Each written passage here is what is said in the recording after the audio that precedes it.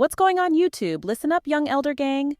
This is Shalonda Williams, one of Big Mama's daughters, the lawyer and real estate agent at You with Another Banger. Please make sure you like, subscribe, and share this video, fam. I hope this video get at least 100,000 likes. In the following video, you will find history, definitions, scripture information, and best of all, what we Americans have been deprived of from the beginning, the truth. Keep in mind, this content used in this video is intended for educational and informational purposes only. We will give you the total truth as we best understand it today. Be sure to hit that like button, young elder gang. Hit that subscribe button if you're new to the channel. Hit that bell and don't forget to check back with us every day for new content. All right, let's get started. Now, before I go in on this mortgage thing, let me say this. I would like to thank Big Mama for putting me through law school. Plus, now I got my real estate license. Big Mama wants me to look into the mortgage fraud.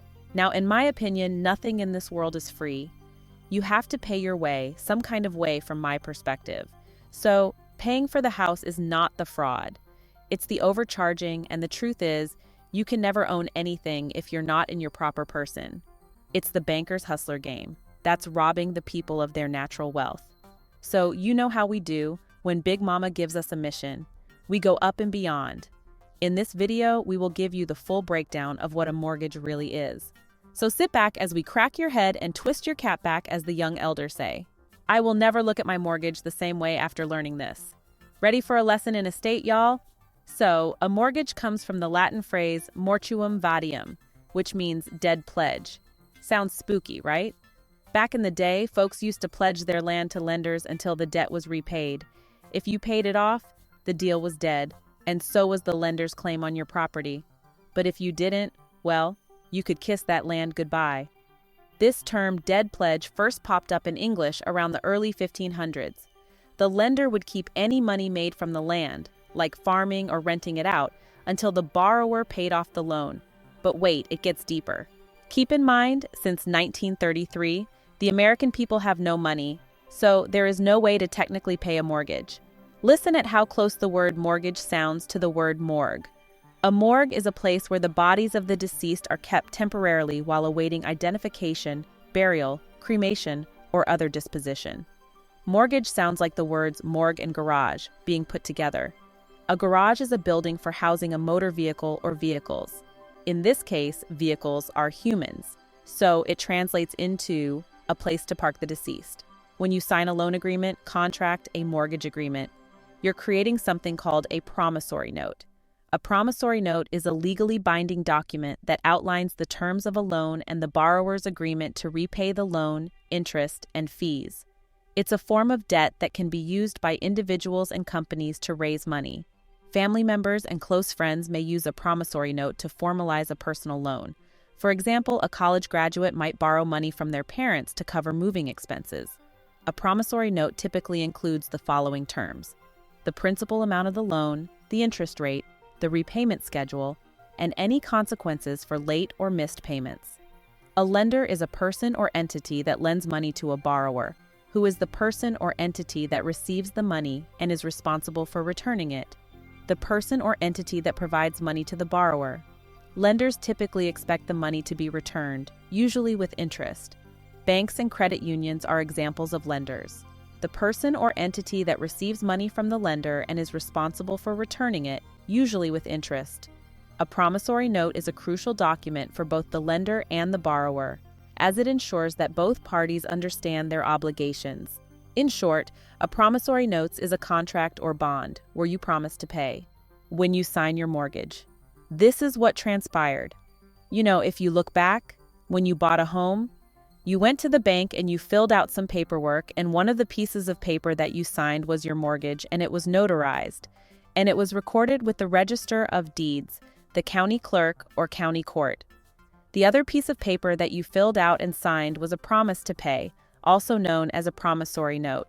And let's say you borrowed $200,000 or $400,000, etc. Well, you signed a piece of paper where you promised to pay that man across the table or his representative $400,000 with interest over a period of 30 years or 20 years or whatever the term was. But you signed that piece of paper and it was not notarized.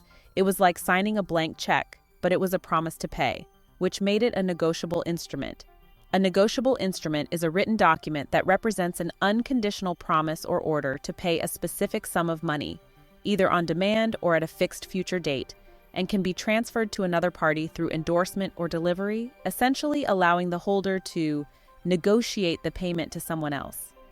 Common examples include checks, promissory notes, and bills of exchange. The key feature is that it can be easily transferred to another party, allowing the new holder to collect payment on the instrument. Must be in writing and signed by the maker or drawer. Unconditional promise or order. The document must contain a clear and unconditional promise or order to pay a specific amount of money, payable on demand or at a fixed time. The instrument must be payable either immediately upon request or at a specified future date, payable to order or bearer. The instrument must be payable to a specific person to order or to whoever possesses it to bearer. Examples of negotiable instruments. A common form of negotiable instrument used to withdraw funds from a bank account. Promissory notes. A written promise to pay a specific amount of money to a named person on a specific date. Bills of exchange. Drafts. An order from one party to another to pay a sum of money to a third party. Certificates of deposit. CDs. A bank-issued document promising to pay a specific amount of money to the depositor at a set maturity date. To pledge property as security or collateral for a debt. Generally, there is no physical transfer of the pledged property to the lender, nor is the lender given title to the property, though he has a right to sell the pledged property upon default. Black's Law Dictionary, 5th edition. So, the military social government construct has mortgaged our property as collateral to their creditor, the Federal Reserve. If you thought the only people who could mortgage property were the owners, you were correct. The implication is that through some mechanism, which will be the subject of future material on this subject, the military social government construct has taken over controlling interest in our property. If this is the case, it is a violation of the Fifth Amendment to the social contract known as the U.S. Constitution. Not what social compact, contract, constitution, or otherwise are you party to, now or ever, which would guarantee any right to state a claim of action on any agency liability to perform in some fiduciary manner in relationship thereto. So, continue to accept the delusion while the military construct continues to rob and pillage based upon your full faith and credit to continue to believe the following, to wit, nor shall private property be taken for public use without just compensation.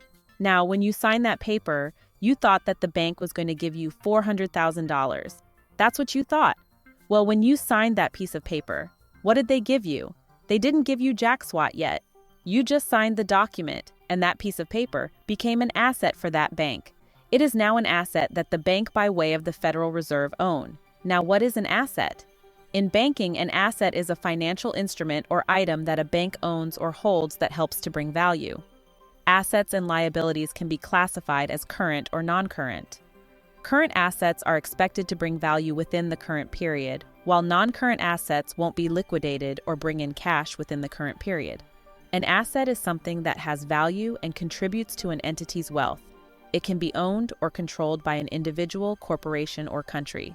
A person's home, car, land, boat, checking and savings accounts, bonds, life insurance policies, jewelry, and collectibles. A person's skills and abilities can also be an asset. Business assets, a company's employees, building, machinery, inventory, software licenses, and customer contracts. Community assets, entities, enterprises, associations, or groups in a community that provide programs, services, commerce, or affiliation. Examples include schools, community centers, museums, and hospitals. Assets can be tangible, such as physical properties, or intangible, such as patents, trademarks, or intellectual property. A person's net worth is calculated by subtracting their liabilities from their assets. A positive net worth indicates that a person's assets are greater in value than their liabilities. Liability law, or legal liability, is the concept that someone is legally responsible for the financial loss of another person. Now, once you signed that promise to pay, you no longer owned it. Yours was a promise to pay. So that asset was now $400,000 of theirs, and here's what they did with it. They didn't give you any money yet, but they took that asset and they created a bond. Just like you would bail your uncle or someone out of jail. They created a bond, and that bond, they took it to the Federal Reserve. The Federal Reserve gave them approximately 10 times the amount of your promise to pay. Now, let's say your promise to pay was $400,000. The Federal Reserve gave them a credit of about $4 million. Now, how much money have they put up? They have put up absolutely zero. Nothing. Not a dime. They leveraged, and the technical word for it is monetized, but they leveraged your promise to pay to create $4 million. Leveraged means using borrowed money or debt to increase the potential return of an investment or project. It can also mean to use something for gain or exploit.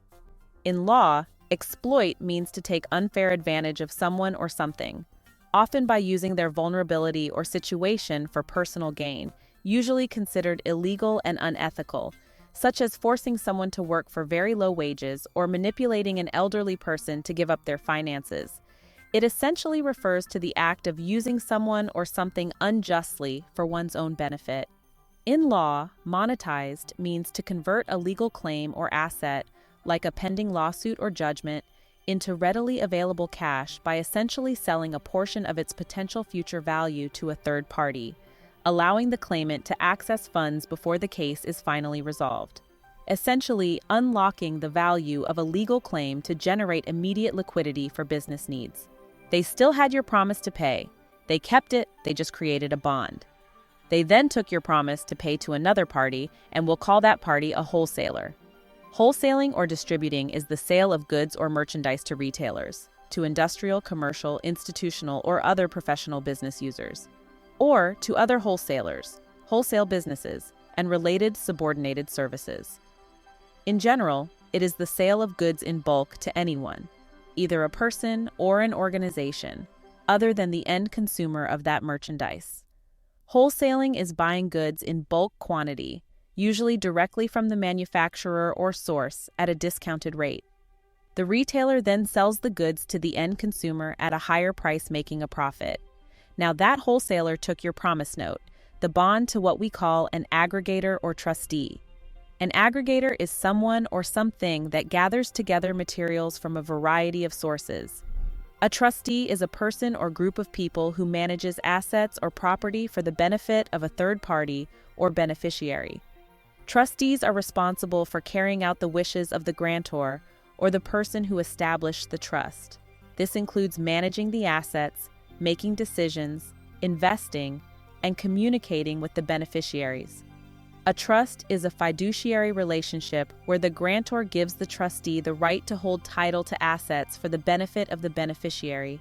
A trust can be established while the grantor is alive or in a will after their death. Trustees can also be appointed to manage retirement plans, pensions, or assets for a charity. In local government, a trustee may be a member of a village board of trustees, which is responsible for managing the village's property, finances, and other matters. Once the wholesaling took the bond instrument to the trustee or an aggregator, it was then sold to a trust, and 95% of the trusts are in New York. Now, keep in mind you are the grantor. A grantor of a trust is the person who creates and funds a trust and retains some level of control over the trust's assets or income. The grantor is the creator and owner of the trust.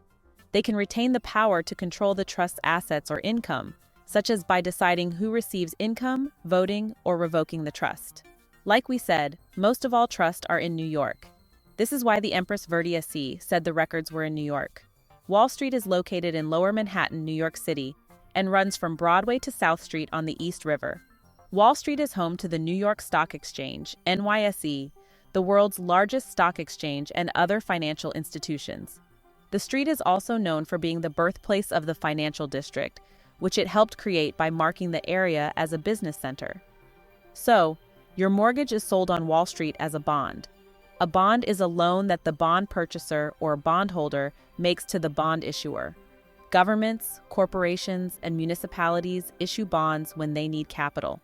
An investor who buys a government bond is lending the government money. If an investor buys a corporate bond, the investor is lending the corporation money. Well, where did the money come from for this note? Where did it come from? Well, the trust filed before you even applied for that note. The trust filed what we call an 8K filing with the Securities and Exchange Commission. Now, what is an 8K filing? An 8K filing refers to a form filed with the Securities and Exchange Commission, SEC, by a public company to announce significant, unscheduled events or corporate changes that investors should be aware of, essentially acting as a current report to disclose major happenings that occur between regular quarterly and annual filings. It's also known as a Form 8K, to inform shareholders about important events like acquisitions, CEO departures, bankruptcy filings, major contract signings, or significant changes in financial condition that happen outside of regular reporting periods. A company must file an 8K within a few business days of a material event occurring. Unlike a 10K annual report or 10Q quarterly report, an 8K is used to disclose unexpected news that needs immediate investor attention. Form 8K is known as a current report, and it is the report that companies must file with the SEC to announce major events that shareholders should know about. Companies generally have 4 business days to file a Form 8K for an event that triggers the filing requirement. The Securities and Exchange Commission, SEC, is a U.S. government agency responsible for regulating the securities industry, ensuring fair markets, protecting investors, and enforcing federal securities laws by overseeing entities like stock exchanges, brokers, dealers, and investment advisors to prevent fraud and promote transparency in the market, to monitor and regulate the securities market to protect investors and maintain market integrity. The Securities Exchange Act of 1934, passed in response to the Great Depression, promote fair dealing, disclosure of important market information, and prevent fraud, can take legal action against individuals or companies that violate securities laws, including seeking injunctions, fines, and disgorgement of illegal profits.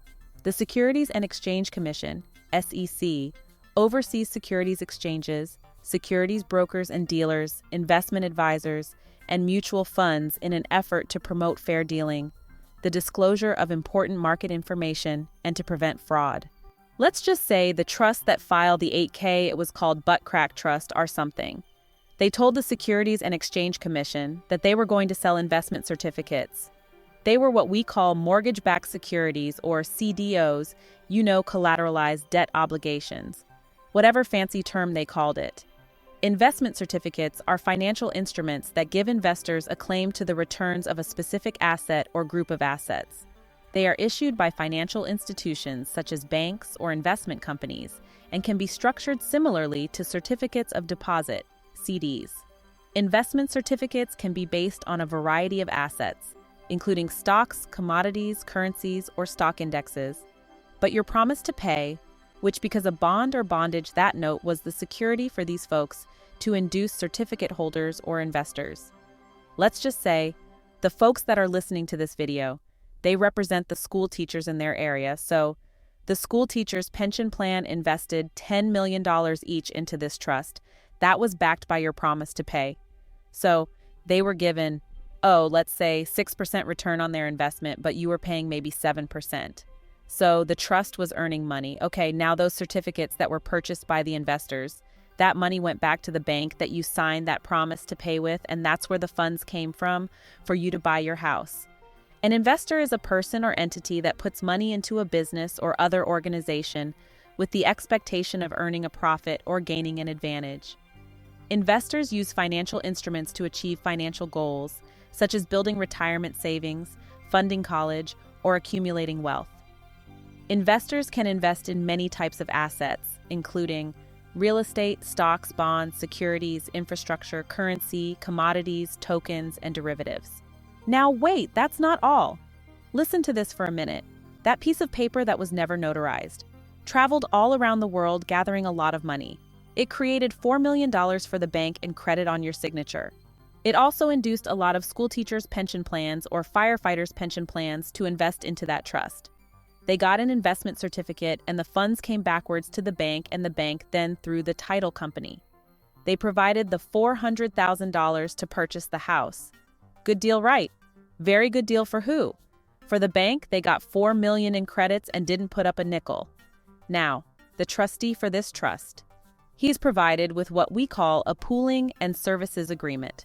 A pooling and servicing agreement, PSA, is a legal contract that outlines the rights and responsibilities of parties involved in a pool of mortgage loans, particularly when those loans are being bundled together to create mortgage-backed securities. It details how the loans will be managed, serviced, and distributed, including the roles of the trustee, servicer, and other relevant entities involved in the securitization process. To clearly define how a group of loans will be pooled together and managed within a trust, allowing for the issuance of securities backed by those loans. The primary parties in a PSA are typically the issuer of the loans, originator, the trustee who holds the loans in trust, and the servicer responsible for collecting payments and managing the loans.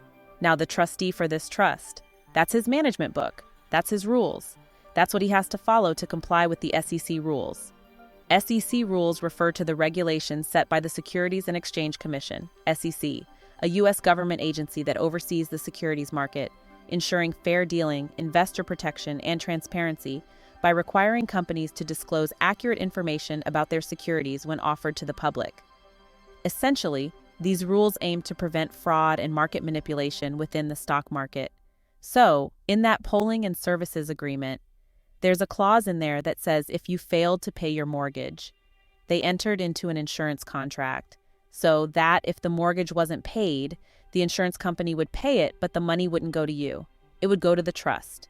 We call this a credit default swap. Credit default is when a borrower fails to meet the terms of a credit agreement by not making payments or making them in full over a period of time. This can happen to loans, credit cards, or other accounts, such as those with a mobile phone company or utility supplier. Defaults can occur on secured debt, like a mortgage, or unsecured debt, like a credit card. The terms for defaulting can vary by lender, but it usually happens after missing payments for 3 to 6 months. For example, most federal student loans consider a borrower to be in default after 270 days without a payment. So if you lost your job or your overtime, or for whatever reason you tried to contact the bank and you got the runaround, you ended up talking to this person and that person. They tell you to submit these papers. Then they say, oh, we lost them. Could you submit them again? And they send you through all this stuff, and in the end, you were told we can't help you until you're 90 days late on your payments? Everybody's heard that. Well, guess what happened? On day 91, the insurance policy that the trustee entered into with AIG triggered a payoff, and the trust received the full amount of the note regardless of how much you paid on your mortgage. They got the full amount of the note. So if the note was insured for $400,000, the trust got $400,000. But here's the mystery. Don't let this go over your head. I'll explain it as easy as I can.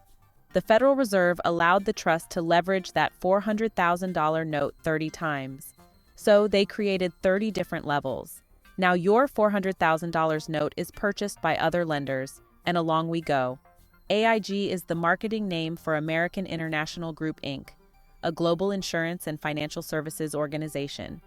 AIG offers property casualty insurance, life insurance, retirement services, and other financial services. AIG serves businesses and individuals in about 190 countries and jurisdictions. AIG operates through 3 core businesses: general insurance, life and retirement, and a standalone technology-enabled subsidiary. AIG owns many companies, including American General Life Insurance Company, AIG's primary life insurance carrier in the United States. The Variable Annuity Life Insurance Company, VALIC, offers a variety of financial products including life insurance, annuities, and mutual funds. The headquarters of AIG's headquarters are located at 1271 Avenue of the Americas, New York. So let's go back to the default. The AIG paid off the note when it was 91 days late, so at this point, who has lost any money? Nobody except AIG or insurers like Solomon and Barney Brothers, Berkshire Hathaway, and etc. Now, someone attempts to foreclose. Let's say the lender that you've got the note from. They're going to foreclose on you, or the trust is going to foreclose on you. Let's say it's Wells Fargo, acting this trustee for Solomon and Barney Brothers Trust. Well, they're trying to steal the house because nobody has any skin in the game. They've all been paid commissions and they've been very successful in stealing houses. What happened here? Well, I sat in the courtroom many times and I watched folks, average working hard folks, lose their house in 5 minutes because they didn't have an idea of what to do. They didn't know where to go for an answer and didn't have any money. Now, in this foreclosure arena, so I'll call it a football field, in this field of litigation, the only players are the consumers who have enough money to pay an attorney, and what is he doing? He's delaying the time. so that you maybe save a couple of months of rent or mortgage payments, but at the end of the day, and you pull the shades down and turn the lights out. He wins a dismissal without prejudice, which means the bank that is foreclosing, who doesn't have any skin in the game, will come back again in a month and try to foreclosure again. MR technically is Mortgage Electronic Registration Systems. They were formed by the banks and the banks became members. MERs at the closing table is named as the nominee lender. They take possession of the mortgage electronically, not the hard copy, but electronically. MERs, their theory is and was that by them being the nominee lender and having possession of the mortgage electronically, they believe that the note followed the mortgage, and there are some judges who don't understand this who agreed with that. However, the U.S. Supreme Court in 1872 said, if the note and the mortgage are separated because one secures the other, if they're separated, they're both null and void. To simplify it, if you were going to buy my car, you're not going to give me the check until I give you the title. The keys to the car are one thing, but the title is another thing. Now, Maine. Ours took possession of the mortgage, but they could not take possession of the note because the Kansas Supreme Court ruled that they are not a lender. With that being said, your loan was bifurcated. That's a legal word.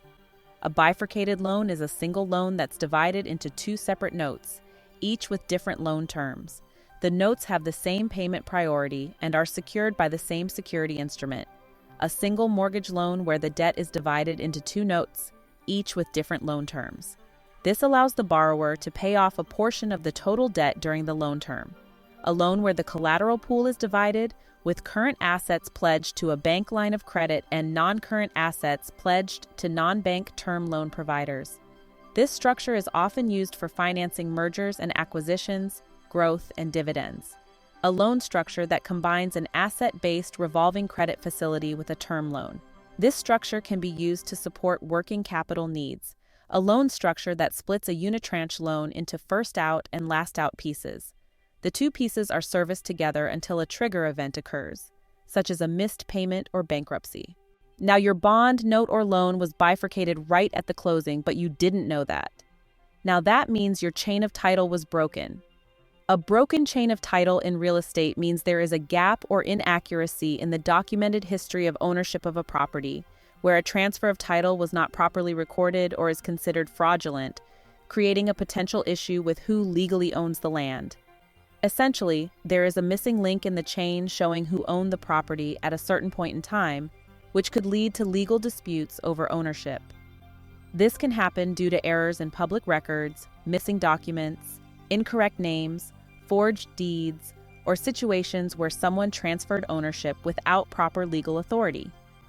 A broken chain of title can make it difficult to sell a property, as potential buyers may be hesitant to purchase a property with unclear ownership. To address a broken chain of title, legal action might be needed to cure the defect, which could involve filing a quiet title lawsuit to establish clear ownership. So, fast-forwarding ahead. Not many laymen that I know of have ever been approved by the bar to teach attorneys or real estate agents about this subject. What you need is a securitization audit, which follows the paper trail from the time you closed until it enters into the trust. A securitization audit is a review process conducted by a third-party researcher to verify whether a loan has been properly securitized, meaning it was pooled with other loans and sold to investors as a tradable security, by examining public records to ensure the loan followed all necessary legal procedures throughout the securitization process, often focusing on identifying any discrepancies or violations in the pooling and servicing agreement, PSA, that could affect the validity of the loan sale. Your securitization audit and a Bloomberg financial report that pulls out all of the financial information about the trust. When you have that information and it's accompanied with an affidavit sworn under the penalty of perjury, you now have evidence. You now have admissible evidence to the court that the note was paid off when the insurance or credit default swap was triggered. Well, if the note was paid off, who was damaged? Who is damaged? Nobody. The only logical people with a claim to that house. The only logical people would be the insurance company that paid out the claim. But now here's the end of the story. If you have your vehicle insured by, let's say, Genco, and you total it, Genco will write you a check for the value of the vehicle, but who owns the salvage? Now think about that for a minute. The salvage rights are owned by Genco. They then part it out or salvage sell it, whatever. so they can minimize their losses.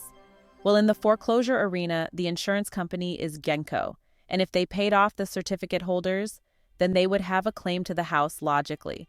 Except they insured unsecured notes, remember? At the closing table, MERS became the nominee lender.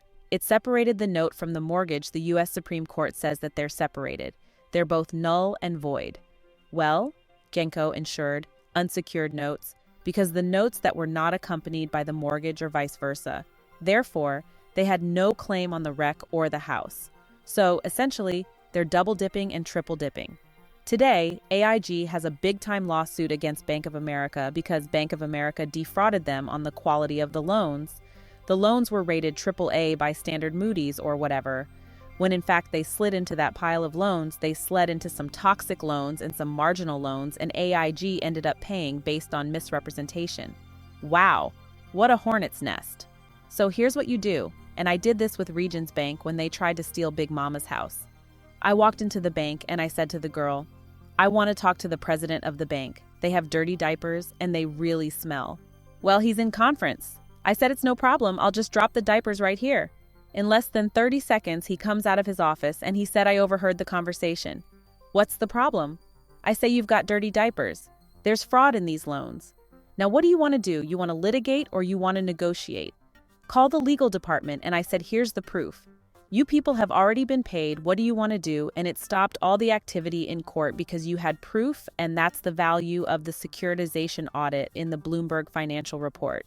So if I were a real estate investor, I would not rely on any modification because you're dealing with someone who doesn't own the note. Remember earlier in the conversation, a lawyer here in Ohio and the real estate broker. They were partners. They paid the bank $150,000. And Ted, I think you saw the article and the bank didn't own it. So if I'm an investor, how do I know who owns the note? The only way I can find out who owns the note so that I can sit across the table and cut a deal is to flush them out of the woodwork. And how do you flush them out? You sue them. The ability to walk into the bank and say to the president of the bank, "You have dirty diapers. Do you want to litigate or do you want to negotiate?" And they always would rather negotiate. Then it's a question of how much money they will take based on today's value. So if a home had a mortgage of $400,000, it's worth $200,000 today. The banks are negotiating today's value. Now, can the individual homeowner negotiate? No, because then the bank says, "Well, why don't you pay me in the first place?" Litigate means to take a legal dispute to court, formally filing a lawsuit and letting a judge or jury decide the outcome, while negotiate means to attempt to resolve a dispute through communication and compromise between the involved parties, aiming to reach an agreement without going to court. Essentially, litigation is the formal legal process, and negotiation is a more informal discussion to reach a resolution. So it's all game. Let us go in a little deeper. You may wonder how you got roped into paying someone else's debts. The answer can be found in the 14th Amendment. The validity of the public debt of the United States shall not be questioned. 14th Amendment, Section 4. After the passage of the 14th Amendment, everyone born in the so-called United States became a 14th Amendment federal citizen. As such, you are held liable for the asterisk public debt of the United States. To provide further evidence of military government control of our property, consider the fact that we pay property taxes. Prior to 1913, when the Federal Reserve Act was passed, most so-called Americans owned property and had allodial titles. There are no property taxes in this situation. When we buy property now, we are not given an allodial title. Instead, we are given a title deed, which is not fee simple absolute. To better understand, let's look at the definitions of these terms. Allodial, free, not holden on any lord or superior, owned without obligation of vassalage or fealty. Black's Law Dictionary, 5th edition. An allodial title refers to a form of property ownership where the owner holds complete and absolute rights to the land, without any obligation to a superior landlord or government, essentially signifying the highest level of property ownership with full sovereignty over the land. It is considered the purest form of land ownership, where the owner is not subject to any feudal or similar system of land tenure. An allodial title means the owner has complete control over the property with no restrictions from a higher authority.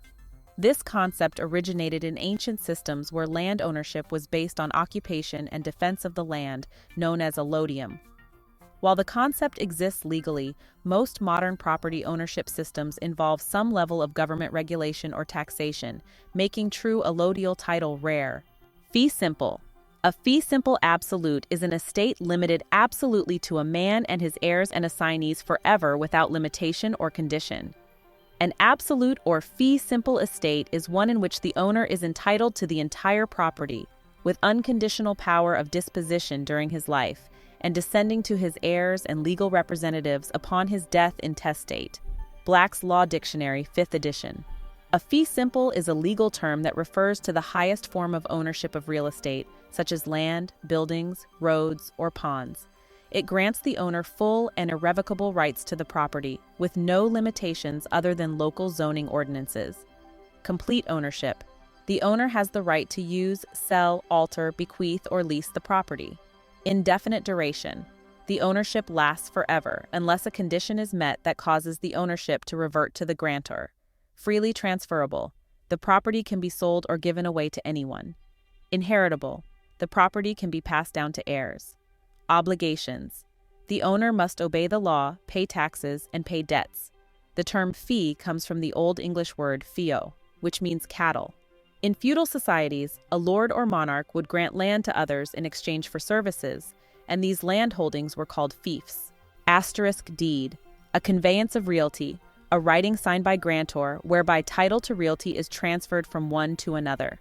Black's Law Dictionary, 5th edition. A deed is a legal document that transfers ownership of property or legal rights from one person to another. A deed is used to confirm the ownership of real property and to grant the owner the legal right to sell, transfer, or convey the property. The person transferring the property is called the grantor, and the person receiving the property is called the grantee. There are many types of deeds, including warranty deeds, quitclaim deeds, and special purpose deeds. A warranty deed is the safest type of deed, as it guarantees that the grantor has the legal right to transfer ownership. A quitclaim deed transfers ownership without any legal guarantees. After a deed is executed, it must be recorded or filed with the local county clerk's office. A deed is different from a title, which is the actual right of ownership. A deed is the legal document that transfers the title, while the title is the legal concept of ownership. Validity. A deed must meet several elements to be valid.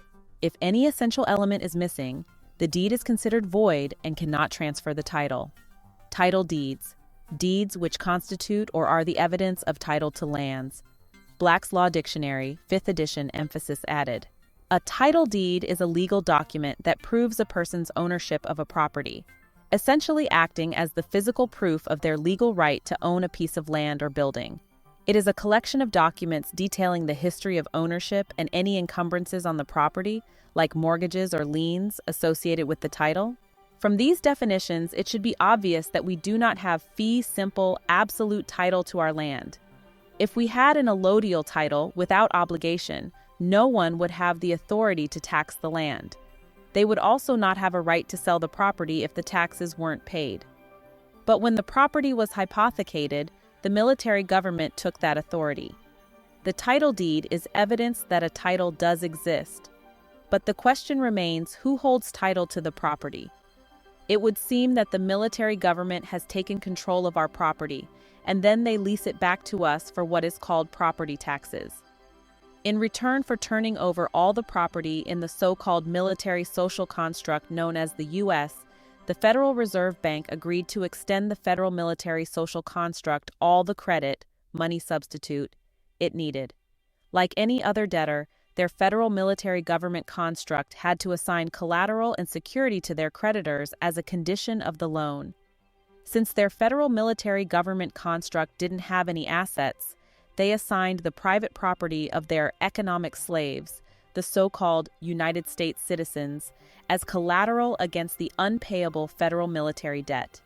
They also pledged the unincorporated federal military territories, national parks, and forests as collateral against the federal military debt. For evidence of this, see the United Nations plaques in most of major so-called national parks. You might say, Shalonda, I don't feel like an economic slave. If not, Then why are most who call themselves Americans mortgaged to the hilt and have little or no assets after all debts and liabilities have been paid?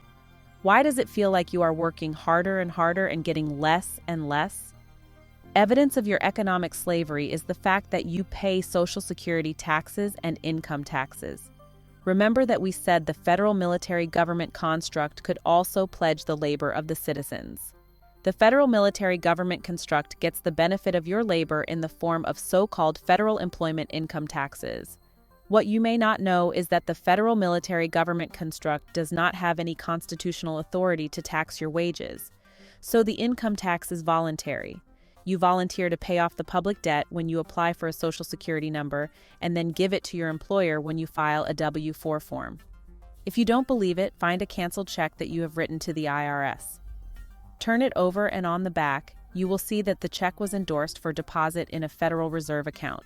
So your check to pay your income tax was deposited into the Federal Reserve, a private bank, who is the acting fiscal agent of the creditor for the Crown of England as the exchequer of the Vatican, to service the federal military government construct's unpayable debt. In summary, the federal military government construct is bankrupt. The Federal Reserve bankers are the fiscal agent for the creditor to the federal military government construct. All of your property and labor have been pledged to pay the debts of the federal military government construct. As a United States citizen, you are held liable for the so-called military public debt, and the service agent of the fiscal agent, Federal Reserve System, known as the Internal Revenue Service, IRS, is the collection agency for the Federal Reserve System. Given the many years their Republican presidents have had the opportunity to rescind their emergency powers and didn't, I have little or no faith that their Republicans or Democrats will end their military emergency powers and restore the Constitution to full force as it was originally established according to the principles of international public order. Our best hope is for their military social construct to declare a restatement of their social compact within the framework of international public order, respective to the posterity to which such compact was established. Also, for those of us who wish to emerge into a position of political status according to the principles of international public order, and to do so in the interest of peace within the international public order for our own safety, liberty, and pursuit of happiness, by declaring our pledge to each other in social compact to establish our own credibility by which others may treat with us. Since the de jure social compact known as California no longer truly exists due to the fact the compact went out of legal existence in 1933 as a pledge to the military social government construct bankruptcy, Section 6125 is nonsensical. It makes about as much sense as stating, "No person shall drive an 18-wheeler on interstate highways in California unless that person is a member of the Teamsters Union." In 1933, the governors of all the states met to discuss the emergency declared by FDR and to support the new process that was being established. The government was in bankruptcy and had to be funded in its state of bankruptcy. The governors made a pledge to the United States in C to fund it. The pledge was that the assets and the energy of the people, you, would back the government and secure the debt. But there was one little problem. Natural living people cannot mix with legal fictions, corporations. So it was necessary to create a bridge between the fictions and the people to bring the people under control and make them subservient to the government corporation via their pledge. When the governors made the pledge, they agreed to register the birth certificates of the people with the U.S. Department of Commerce. The birth certificate is the security instrument, collateral, used to back up the pledge. The legal fiction was created by using the name on the birth certificate and writing it in all capital letters, the designation for a legal fiction. Then, because of the pledge, you were determined to be the surety for the legal fiction. Surety means the one who is responsible to pay. So when the government or any corporation uses any process whatsoever, they are using it against the legal fiction, which they want you to think is you. But when your name is written in all capital letters, it is not your name. It is the designation of a legal fiction that is an entirely separate entity. A living flesh and blood man cannot be a legal fiction, and a legal fiction cannot be a living flesh and blood man. One is real or natural, the other is created by law and is a fiction. Whenever a government agency, such as a court, determines liability, it is a liability directed to or laid upon the legal fiction or the straw man, since everything is done in commerce with fiction's corporate entities. You are presumed, as evidenced by the pledge of your governor, to be the surety for the straw man, and you must pay the fine, fee, tax, debt, or other liability. Remember, every transaction is presumed by the government to be a transaction in commerce by a legal fiction. The Bills of Exchange Act. 1882 is a United Kingdom act that codified the law relating to bills of exchange, checks, and promissory notes. The act was drafted by Sir Mackenzie Chalmers. The act defines a bill of exchange as an unconditional written order that requires the recipient to pay a specified sum of money to a specified person or to the bearer. The act also states that an instrument that does not meet these conditions or orders an action in addition to payment is not a bill of exchange. Section 82 of the Act protected collecting bankers by stating that they would not be liable to the true owner of a check if they received payment in good faith and without negligence. However, this section was repealed in 1959. The bill of exchange originated as a method of settling accounts in international trade. Arab merchants used a similar instrument in the 8th century AD, and the Lombards of northern Italy used it widely in the 13th century. Deed of trust. Some states utilize a deed of trust instead of a mortgage. This document transfers the property's title to a neutral third party, trustee, who holds it until the loan is repaid. If you default, the trustee can then sell the property on behalf of the lender. A deed of trust is a legal agreement between a borrower and a lender that involves a neutral third party called a trustee. A deed of trust is used to secure a loan by placing a lien on a property. The trustee holds the property's title until the loan is paid off. The borrower is called the trustor, and the lender is called the beneficiary. The trustee is usually a real estate broker or title company. A deed of trust is similar to a mortgage, but a mortgage only involves the borrower and the lender. In the event of default, a deed of trust typically results in a non-judicial foreclosure, while a mortgage results in a judicial foreclosure. Non-judicial foreclosures are generally less expensive and time-consuming than judicial foreclosures. A deed of trust is always used with a promissory note, which sets out the loan's terms and amount. The property owner signs the promissory note, which is a written promise to repay the loan. Deeds of trust are recorded with the county clerk and are subject to state law. As a real estate agent, there are things that I noticed over the years. This particular thing came into play, and I thought it was very tricky and conniving marketing that they would do to target seniors. They called it a reverse mortgage. A reverse mortgage is a type of loan that lets homeowners borrow against the equity in their homes, typically when they are 62 or older. With a reverse mortgage, you receive money from the lender instead of making payments. The money you receive, plus interest, increases the balance of your loan each month. You don't have to repay the loan until you no longer live in the home, sell the home, or die.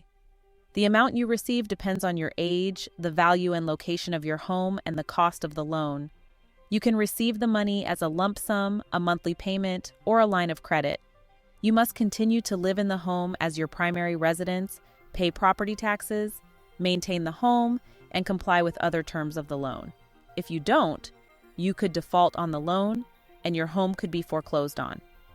The most common type of reverse mortgage is the Home Equity Conversion Mortgage, HECM, which is insured by the Federal Housing Administration, FHA. Some states and local governments offer reverse mortgages for specific purposes, such as home repairs or property taxes. You should consult a lawyer, financial advisor, or housing counselor before deciding whether a reverse mortgage is right for you. Maybe you want a new fence for your property, or maybe you want to get some new furniture or something like that, or maybe you just want to go on a trip. You've lived your life and you've been good, you've paid your bills, and maybe you want to just go on a vacation, just relax in your senior years. So they'll convince an elderly person to take out a reverse mortgage for $50,000. Now here's the catch. They wait until you get a certain age, because what they are banking on in this, which is why I say this is a devilish plan and sneaky, to convince some old people to get into this contract, they are banking on you passing away before you can pay off that reverse mortgage. You can only get a reverse mortgage if you are a certain age, and what they are doing is they are buying into your equity. They usually only give you a very small amount from what your house is worth. So, if your house is worth $200,000 or $300,000, that reverse mortgage may only be $50,000. Now, it could be different in different areas, but I know how they did one of my relative. They gave them a $20,000 reverse mortgage. You see, when they passed away, that $20,000 loan was still attached to this house that they not too long ago owned free and clear, and if the family wasn't going to make the payment, the house is lost, and what they're banking on is if you have children or other relatives, they're most likely going to have their own mortgage, and so they're not going to want to take on another mortgage to maintain your house too if you pass away. So it is a very sneaky and conniving way to come in and literally snatch out an inheritance from your children or your grandchildren. They know, and they're banking on you dying. So that reverse mortgage equity that you had in that house will revert to them. They especially like to do it in really nice areas. You see? So that's the mortgage business. It's a game, it's a death pledge, and that's what the word means. The English language is riddled with so many tricky words and terms. We have no idea what we're doing most of the time. The words are loaded with tricks. You go and get a mortgage. You have no idea. You never even make the connection with the mort, which means death, like mortuary, mortal, mortality, and mortician. All of that stuff which is death and related. Okay, family, I hope you've learned something today. Thank you for tuning in, and just stay tuned, or if you haven't already subscribed, subscribe to this channel for more information.